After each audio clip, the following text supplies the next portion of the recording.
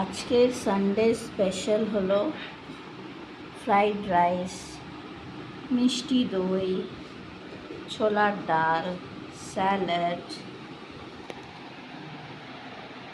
আর পনিরের তরকারি, যেটা আসছে এখন। এই যে ধনিয়া পনির, ছোলার ডাল, ফ্রাইড রাইস, স্যালাড, মিষ্টি দই।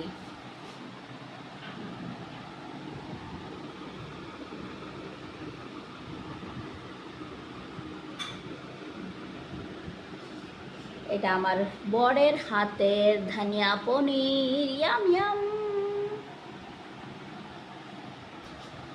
তুমি চেঞ্জ কেন করলে প্লেটটা?